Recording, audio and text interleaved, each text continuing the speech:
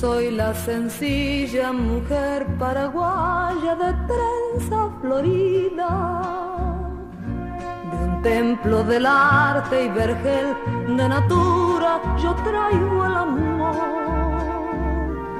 y en música pura la voz de una raza que vuelve a la vida, con ritmo que marcan el ave canora, la estrella y la flor.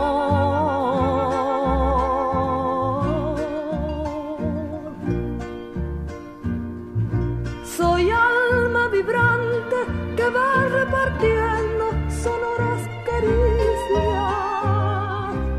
En el corazón de la América tengo mi agreste jardín.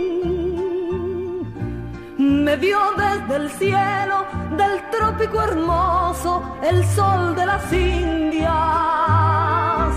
el fuego en que nace mi canto de ardiente pasión guaraní. Florece en mis labios melódico verbo de selva olorosa, de azul arroyuelo, de verde campiña y ciudad colonial.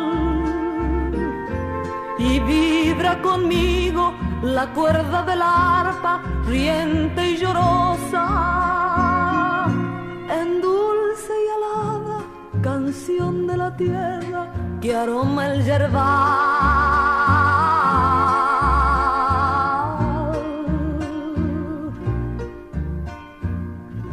Yo pulso la lira que nunca enmudece y tiene una historia en lengua armoniosa de virgen artista, heroica y gentil, y rimo cantares que endulzan el santo dolor de mi gloria, con miel de la patria de los azares.